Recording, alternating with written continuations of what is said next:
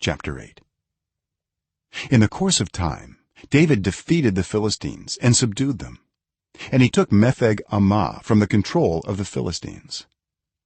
David also defeated the Moabites. He made them lie down on the ground and measured them off with a length of cord.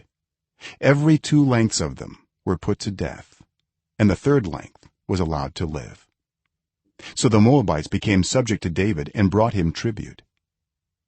Moreover, David defeated Hadadezer son of Rehob, king of Zobah, when he went to restore his monument at the Euphrates River. David captured 1,000 of his chariots, 7,000 charioteers, and 20,000 foot soldiers. He hamstrung all but 100 of the chariot horses. When the Arameans of Damascus came to help Hadadezer king of Zobah, David struck down 22,000 of them. He put garrisons in the Aramean kingdom of Damascus, and the Arameans became subject to him and brought tribute. The Lord gave David victory wherever he went. He took the gold shields that belonged to the officers of Hadadezer and brought them to Jerusalem. From Tebah and Berothai, towns that belonged to Hadadezer, King David took a great quantity of bronze. When Tu, king of Hamath, heard that David had defeated the entire army of Hadadezer, he sent his son Joram to King David to greet him and congratulate him on his victory in battle over Hadadezer, who had been at war with Tu. Joram brought with him articles of silver, of gold, and of bronze.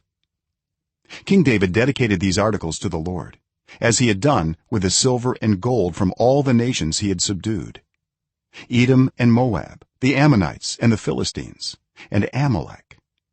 He also dedicated the plunder taken from Hadadezer son of Rehob, king of Zobah. And David became famous after he returned from striking down 18,000 Edomites in the valley of Salt. He put garrisons throughout Edom, and all the Edomites became subject to David.